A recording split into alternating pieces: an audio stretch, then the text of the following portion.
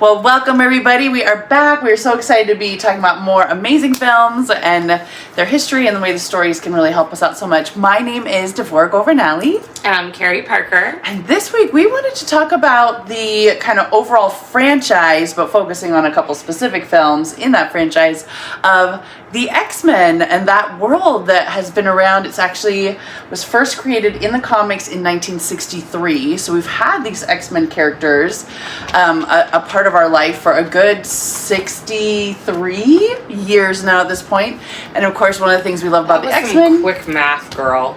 Oh, that was real quick math. I know. I'm super proud of you. I couldn't have done that. Amazing. Yeah. I'm like, there you go. Like, who did that math? Okay. I wouldn't normally call that my forte, but yeah, maybe that's my mutant power. Who knows? No, it's not my mutant power. I promise it is not. But yeah, so they have been around quite a long time. We love that, of course, new characters are being added to the X-Men all the time. There's been quite a few films at this point. We are 26 years out from the very first one, just called X-Men. It of course did what was pretty common at that time, where it got trilogies. We had X-Men X2 and then X3. The typical poster we saw was with Wolverine's claws as the 3 for X-Men 3. There were a lot of feelings about number 3, so many feelings that they did a second franchise which started with First Class. We love First Class, basically took us back. That trilogy went through decades. So we started in the 60s, the second film went into the 70s, the third went into the 80s. We got to see another version of the Phoenix. But as we went through First Class, through Days of Future Past, that film essentially went back and erased the third film in the original trilogy, or fixed it, however you see it. I've talked to a lot of people who all have kind of their perspective and their feelings. In between those two franchises, they had done so great with number 1 and 2, but again, lots of feelings in number 3. So they thought, well, let's do a series called X-Men Origins. Let's do a bunch of these films where we focus on each character and their origin story and really get that out there for you. So we started with Wolverine because we all love him. 2009. Again, we had feelings.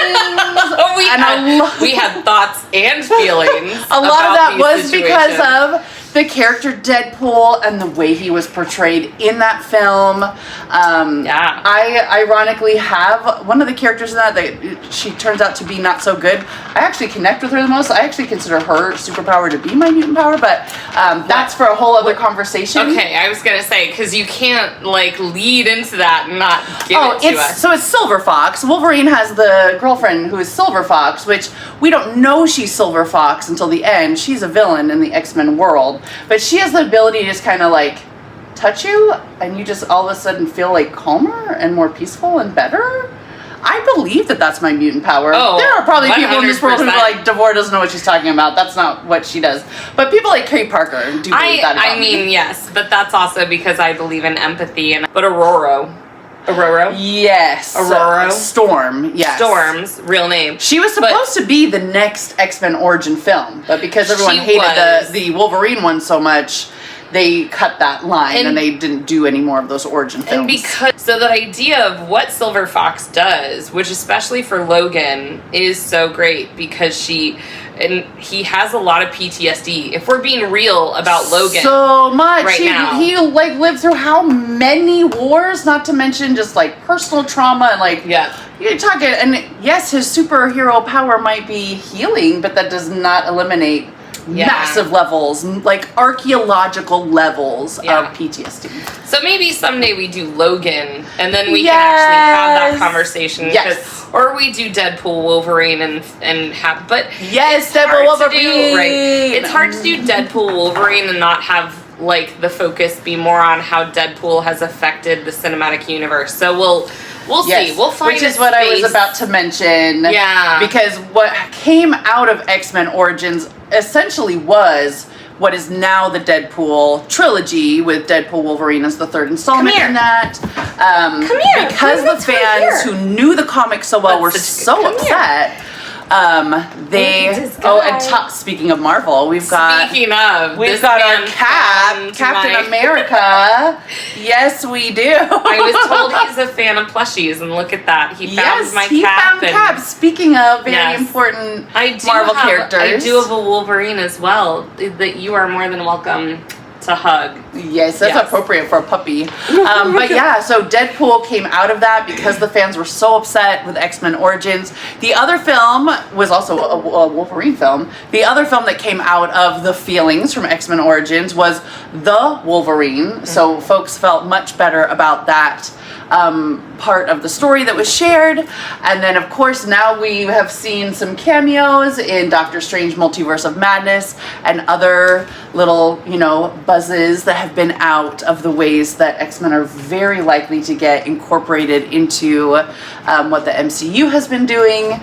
So there's still more X-Men to come. We've also had the reboot of the cartoon, 2 seasons of that now. So we've got a lot of the newer generation that get to experience the cartoon that at least I loved it. Storm was my favorite because we watched the X-Men cartoons all growing up.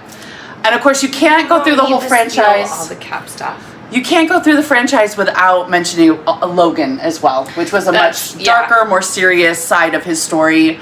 A lot of fans felt that was very true to his reality and his world and his character. So yes, so we love the X-Men franchise. There are ones that you'll of course love more and ones maybe you don't love quite as much as some of the other ones, but the 2 that we're going to focus on today are the OG, the 2000, 26 years old this year, and then X-Men First Class.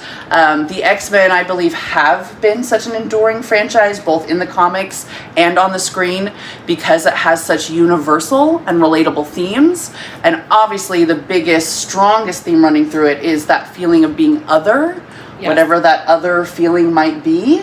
And what side of that coin you're going to live on, whether it is Xavier's side or whether it's going to be Magneto's side or the humans without the mutant power side, because that's also a pretty important side of that as well. So I'm going to kick that over to Keri with that. Yeah. I love the fact that every single time we get Magneto's origin story, it is very crucial to identify that he survived the Holocaust. Yeah. That he has seen what has happened to those who are identified as others or problematic. So the fact that we start the movie off with Magneto's origin story, which has become pretty cookie cutter cliche. We've seen it a few times, but that concentration camp entrance, which I do appreciate though that they tied that for us in X-Men First Class / they reshot a lot of that and gave us a broader vision of that experience for him. It's the parallel. So that way everybody's identifying, okay, cool, we know where we're at. We're at Magneto's origin. That's again why I really liked First Class and Days of Future Past, because it takes us back. It shows us how Magneto and Professor X get to where they are, Charles Xavier, through real American time, through real world history time, through actual historical events that impacted them. Because again, we have that very, very strong imagery of Magneto in the Holocaust. And that gives us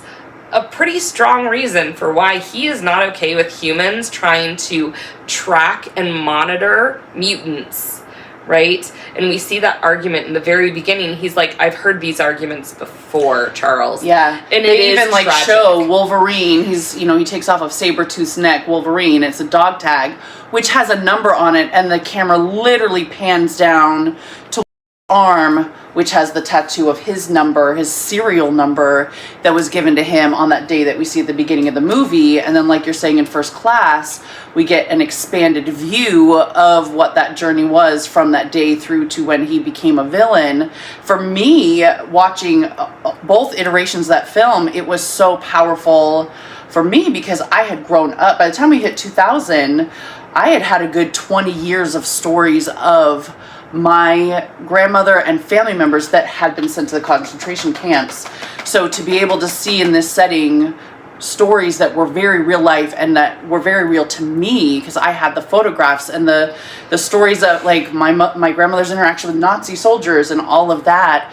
And then my grandfather, who my grandmother was married to, he was portrayed just like we see Magneto. So many people escaped to South America. So you had a large amount, you had this big presence, this big cultural shift. War criminals trying to evade and avoid. So the fact that he runs into some war criminals and he was a victim, a very big victim of that, both himself as an individual and to his family unit.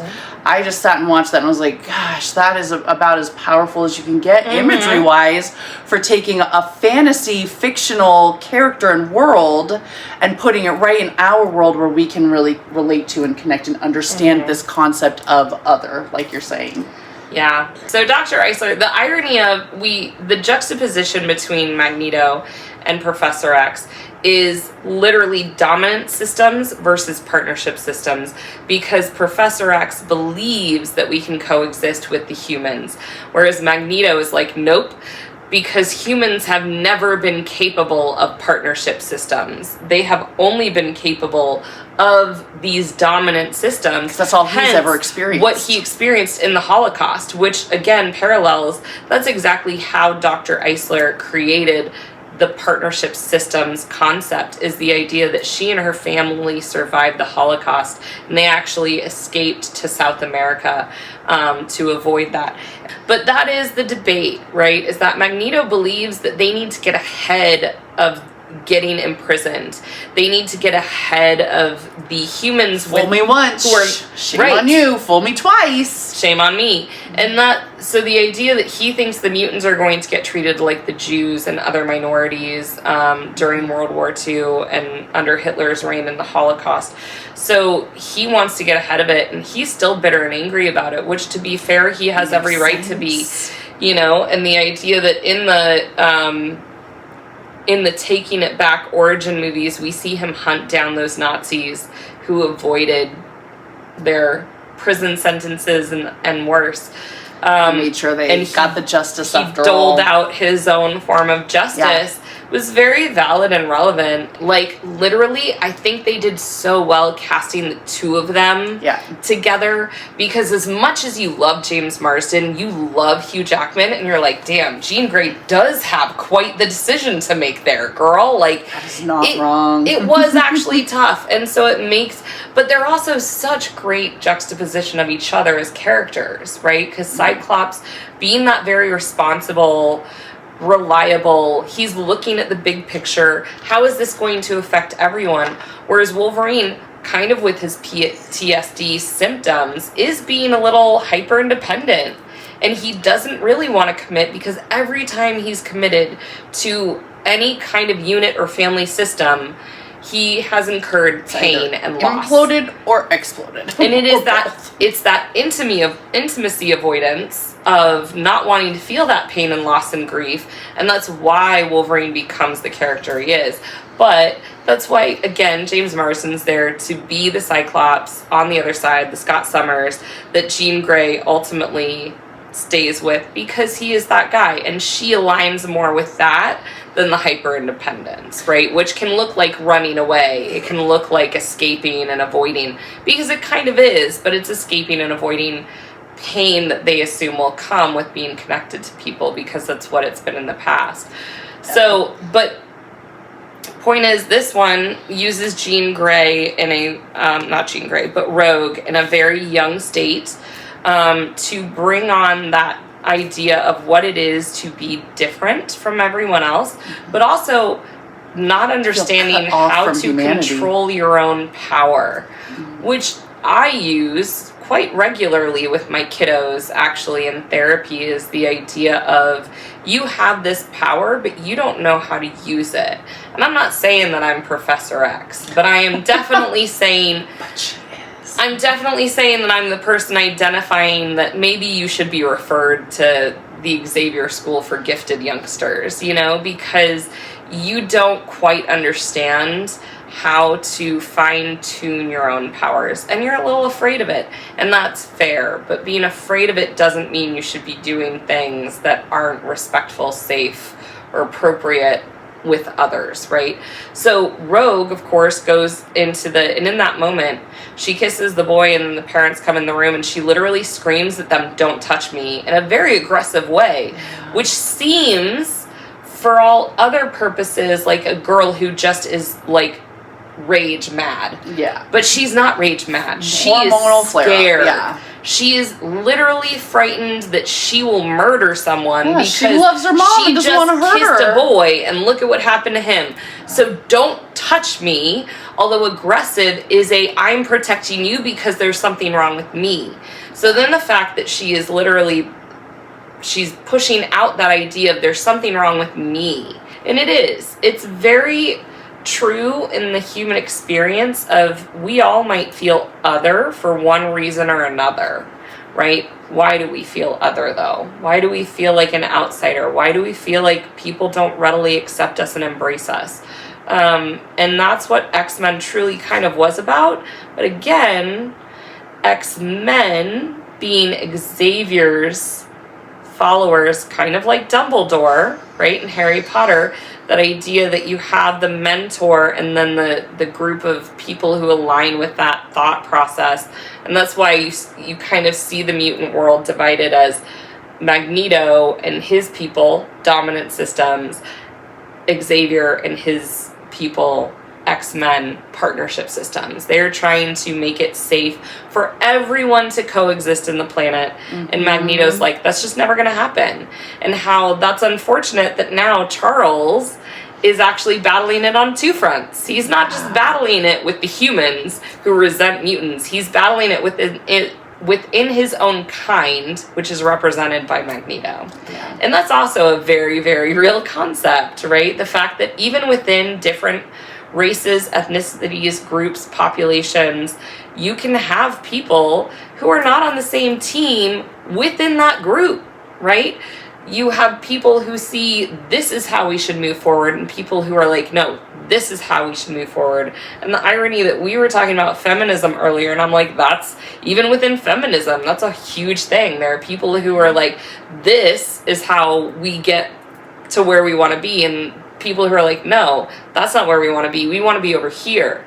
And so even just getting within the same page within a social group, sociology, bringing it back to my fun, educational, nerdy things. But that's what that is. Sociology is how groups interact with each other and how we maintain any kind of peace, safety, and equality within our human experience. So X-Men is a huge metaphor, but very impactful for us, being one of the first major comic book concepts that came into our lives at a pretty young age and helped us identify different things, like, how do I learn to wield my own power and not be afraid of it? Yeah, I agree. I felt like it was such a great sign of progression, and obviously it came out like right in the middle of the civil rights movement, the original characters, and so it was something that I felt like was a sign of progression as far as, you know, what is our art form and our storytelling trying to help us process and share and understand about the world. There was something about the X-Men comics that it was covering broader, diverse topics and diving deeper into them and helping to facilitate an easier way to create open dialogue about very deep, hard, challenging topics. Mm-hmm. Things that are just very real to experience. And that's what the best storytelling does, is it provides a good neutral ground, a nice solid foundation to bring us together and have these open dialogues. Yep. So yeah, love X-Men for that. Yep. Yay. Yeah. Well, thank you so much, everyone, for joining us. Obviously, we are big geeks about the X-Men, about storytelling. And we could do this all day long. We could. But we don't have all Especially with day. X-Men. Nope. Yeah. Neither do you. Neither do you. So we're going to do us all a favor and wrap this one up and move on to the next one. But we will gladly see you next time. And we're going to keep working on more titles to talk about more things that are just so relatable as humans, but why we love movies and why we love storytelling. storytelling. Yeah, and we'd of course love to hear your comments. Feel free to share. Who is your favorite X-Men? What is your favorite film in the franchise? Which generation of the X-Men cartoons is your favorite? Any of that or whatever it is, we'd love to be able to continue, like we said, having open dialogues about things that help to make the world a better place. So until next time, thanks so much for joining us. Thanks. Bye.